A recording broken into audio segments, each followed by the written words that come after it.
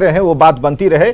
लेकिन ललन बाबू अगर दादा की तरफ बात सुनते रहते हैं या फिर किस तरीके से उनका व्यवहार है, खासकर राजनीतिक समझ को लेकर कहीं कोई सवाल यहां पर पैदा नहीं होता। अलग अलग पार्टियों की अलग अलग सोच है। जरा हम आरजेडी की तरफ चलते हैं। अख्तरुल जी, यहां पर काफी देर से चर्चा चल रही इस बात को लेकर कि अभी कुछ देर में फैसला हो जाएगा कि राष्ट्रीय अध्यक्ष के तौर पर जेडीयू की कुर्सी पर कौन बैठने वाला है।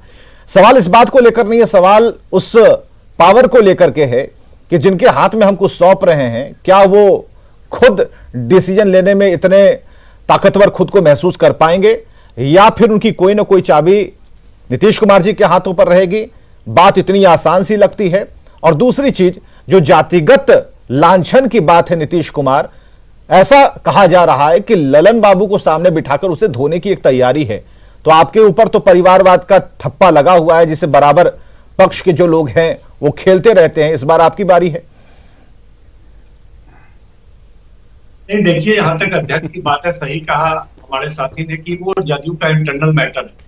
लेकिन एक बात आप ये जरूर देख सकते हैं कि आखिर नीतीश कुमार ही एक ऐसे नेता हैं जो पिछले 6 वर्षों में 6 बार बिहार में सरकार चेंज हुआ।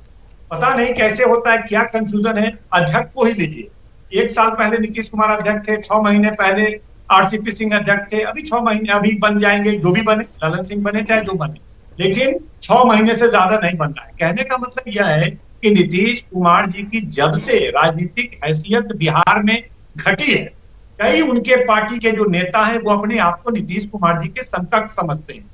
जैसे ही इनकी स्थिति कमजोर हुई, आरसीपी सिंह का दबाव पड़ा कि भाई मतलब एकदम समकक्ष हो गए, तो उनको तुरंत राष्ट्रीय अध्यक्ष बनाया गया। और राष्ट्रीय अध्यक्ष बनाया गया वो तो बिना नीतीश कुमार जी की अनुमति के, जैसे कि वो केंद्रीय मंत्रिमंडल में शामिल हो गए। और मतलब कोई डिसिप्लिन, कोई अनुशासन, कोई पकड़। अब आपको लगता नहीं है कि नीतीश कुमार जी के आपको मंत्रिमंडल में जिस तरह से शामिल हुए हैं, आपने बिहार में देखा होगा कि ललन सिंह कुछ बोल रहे हैं, उपेंद्र कुशवाहा कुछ बोल रहे हैं, भाई राष्ट्रीय अध्यक्ष वो है, वो फैसला करे। अजीब सी स्थिति है।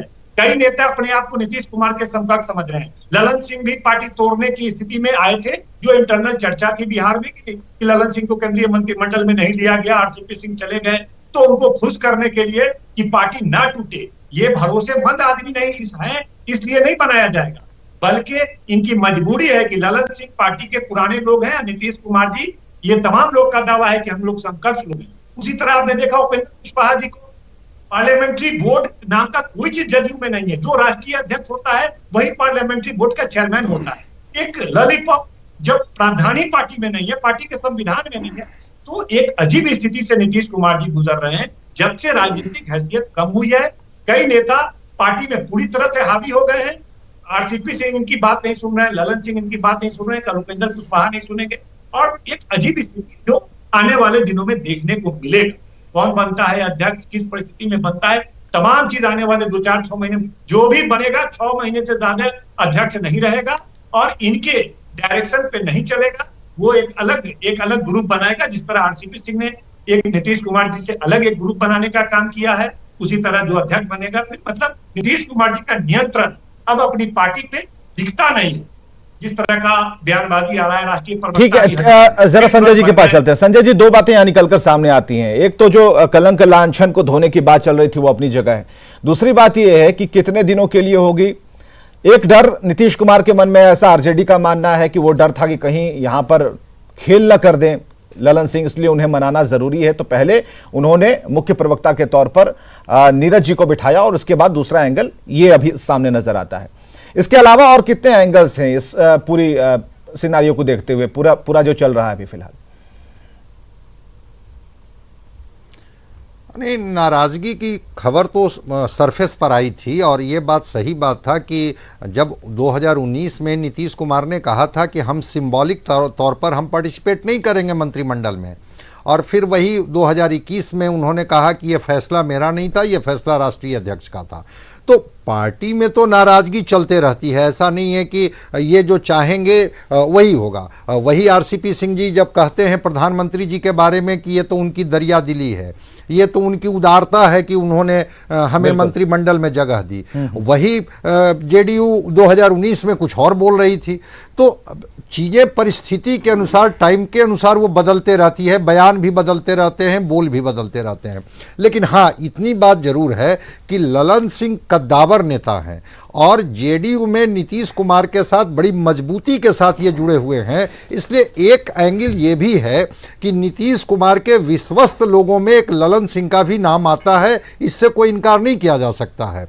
और अगर केंद्रीय मंत्रिमंडल में आरसीपी सिंह जी हैं, मुख्यमंत्री के तौर पर बतौर नीतीश कुमार जी हैं, उपेंद्र कुशवाहा जी को जिम्मेवारी दे दी गई है, तो ललन सिंह को राष्ट्रीय अध्यक्ष बना करके पार्टी को मजबूत तो करेंगे ही, साथ ही फिर मैं कह रहा हूं कि उस जातीय समीकरण को साधने की पूरी कोशिश होगी, अगड़े और पिछड़े को साधने की कोशिश होगी। ईबीसी को बताने की होगी कि ठीक है, हमने एक राष्ट्रीय अध्यक्ष की जिम्मेवारी उनको दी। जिस तरह से विपक्ष इन पर हमलावर होता है कि चीजें जाती है नालंदा के तरफ, चीजें जाती है उनकी जाति की तरफ, तो कहीं ना कहीं तो उनको निर्णय लेना होगा संगठन को मजबूत करने के लिए। यानी संजय जी, हम ये माने कि नीतीश कुमार के पास कोई दूसरा विकल्प नहीं है, सीधे तौर पर कोई और विकल्प वहां पर नहीं है। लगता तो नहीं है, अगर होता तो मैं तो शुरू में ही कहा कि उपेंद्र कुशवाहा जी अभी इनकी पार्टी में आए हैं और चूंकि अभय कुशवाहा ऑलरेडी प्रदेश के अध्यक्ष इनके हैं, दो लोग केंद्र में और मुख्यमंत्री के तौर पर अगर मुख्यमंत्री जी की ही जाति के लोग हैं, तो अगड़े को तो कहीं ये जगह दे करके, चूंकि उसका भी एक वोट इनको मिलते रहा है लगातार, और खास करके महागठबंधन के खिलाफ अगर कोई मुखर होकर के वोट करते रहा है, तो अगर सिंबॉलिक ही सही, लेकिन अगर सिंबॉलिक तरीके से भी अगर उनको कहीं जगह नहीं दी जाएगी, राजनीति में कभी कभी साधा जाता है बड़ी तरीके से, और नीतीश कुमार जी तो इसके बड़ी ही समझदार या बहुत मैच्योर्ड जैसे कि खिलाड़ी रहे हैं। इसलिए मुझे लगता है कि बड़ा सोच समझ करके इन्होंने ये जिम्मेवारी दी होगी। और आपको याद होगा कि आरसीपी सिंह जी ने कहा था कि हम चाहेंगे कि कोई मजबूत साथी को राष्ट्रीय अध्यक्ष की जिम्मेवारी दी जाए, तो हम समझते हैं कि मजबूत साथी का इशारा वही था कि कोई ऐसे व्यक्ति को दायित्व दी जाए जिस दायित्व पर हम भी भरोसा कर सके और मुख्यमंत्री जी भी भरोसा कर सके। बिल्कुल आसिता तिवारी, नीतीश कुमार जी के पास कोई ऑप्शन नहीं है और नीतीश कुमार कहते हैं अंत भला तो सब भला, तो सारी बातें तो वही कह रहे हैं, लेकिन भला होगा कैसे? देखिए, हम नहीं जानते कि उनके पास कोई ऑप्शन है कि नहीं है, लेकिन पहली बार मुझे ये महसूस हो रहा है कि नीतीश कुमार जी इस बार जाल में उलझ गए हैं और अब इस जाल से निकलने की वो कोशिश कर रहे हैं। आरसीपी सिंह जी जिस तरह से केंद्रीय मंत्रिमंडल में शामिल हुए, आपको याद होगा विवेक जी, तब ललन सिंह जी का भी नाम चल रहा था और ये माना जा रहा था कि 3 लोग कम से कम मंत्री होंगे, लेकिन ऐसा नहीं हुआ। और जदयू पूरी तरह से पलटू पार्टी है, इनको तो पहले भी जगह मिल रही थी, एक मंत्री तो पहले भी बनाने को मोदी जी तैयार थे, लेकिन ये नहीं शामिल हुए थे। लेकिन इस बार एक मंत्री आरसीपी सिंह जी बन गए। अब आरसीपी सिंह जी अध्यक्ष थे, अध्यक्ष की हैसियत से उन्हें पूरा अधिकार था यह तय करने का कि पार्टी से कौन मंत्रिमंडल में शामिल होगा। तो क्या उन्होंने अपना वीटो पावर इस्तेमाल कर लिया, नीतीश जी से राय मशविरा नहीं किया? ये सच्चाई को कोई नहीं जानता, हम अनुमान लगा रहे हैं या अंदर खाने से जो खबर आ रही है, जदयू के कुछ लोग बता रहे हैं कि हाँ उन्होंने अपने मन से कर लिया। तो अगर उन्होंने ऐसा कर लिया तब तो नीतीश कुमार जी फंस गए हैं, और बुरी तरह से फंसे नीतीश कुमार जी कोई रास्ता तलाश रहे हैं कि जैसे भी हो पार्टी को बचाया जा सके। मुझे लग रहा है कि पार्टी में टूट का खतरा पैदा हो गया है या इनके भरोसेमंद नेताओं में नाराजगी का खतरा पैदा हो गया है, और इस समय नीतीश जी उलझ गए हैं और रास्ता तलाशना उनके लिए बड़ा मुश्किल सा होता जा रहा है। बिल्कुल।